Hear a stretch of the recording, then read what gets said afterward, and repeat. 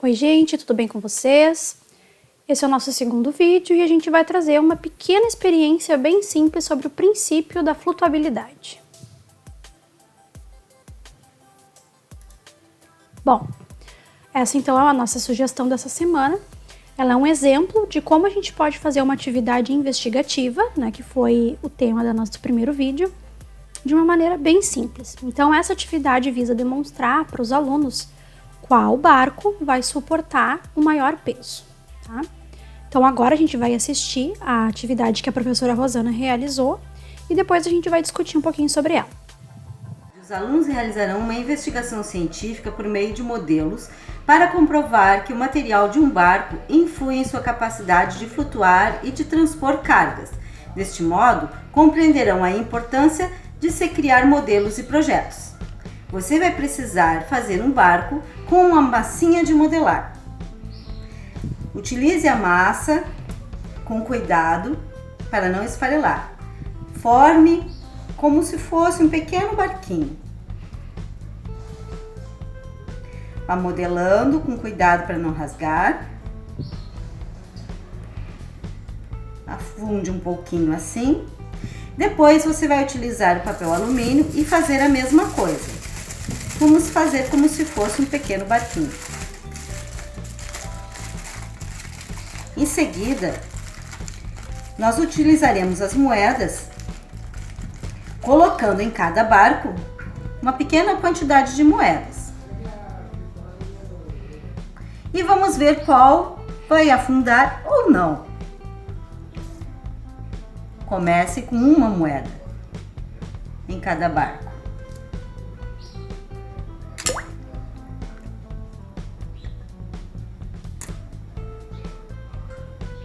Já podemos observar que um barco está afundando.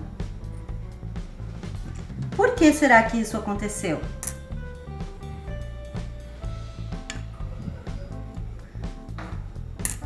Você percebeu qual barco aguentou a maior quantidade de carga? E agora, faça em casa e descubra por que isso ocorreu. Bom, com relação a essa atividade, o que a gente pode conversar com os alunos então após a demonstração, tá?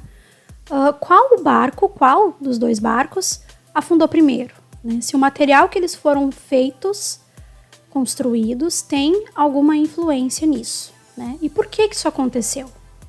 O que aconteceu na atividade? Por que aquele barco afundou primeiro, tá? Então, durante essa discussão, o que uma investigação, uma atividade investigativa precisa ter, tá? A gente precisa permitir que o aluno tenha opções de materiais para pesquisar.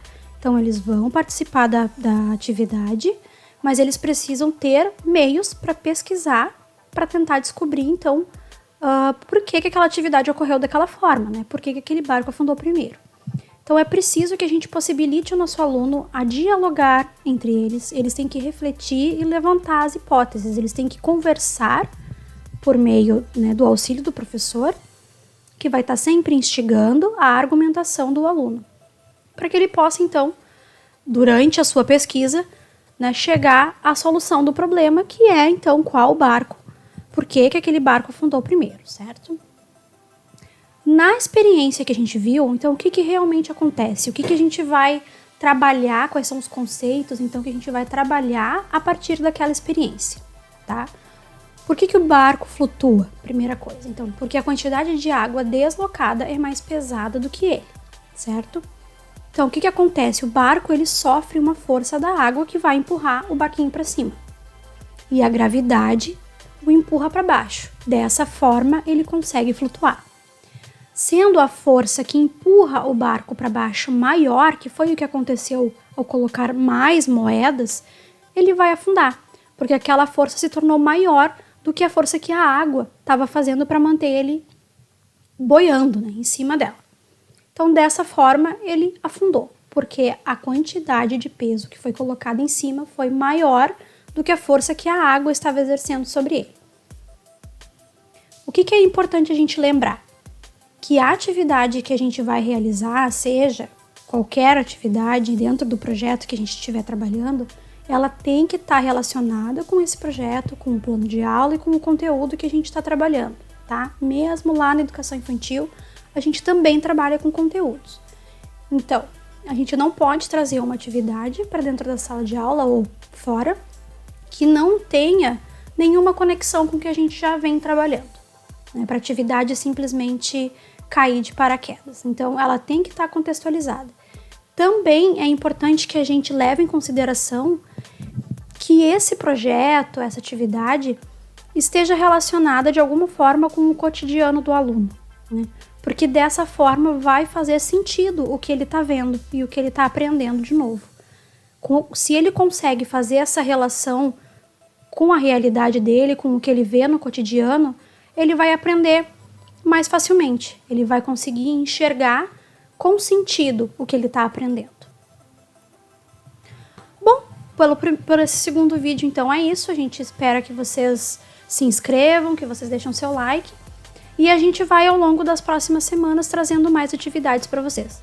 De novo, peço para que vocês deixem seus comentários lá, dizendo o que vocês querem ver, quais temáticas vocês precisam ou gostariam de conhecer novas atividades para poder trabalhar, tá? Até o próximo vídeo.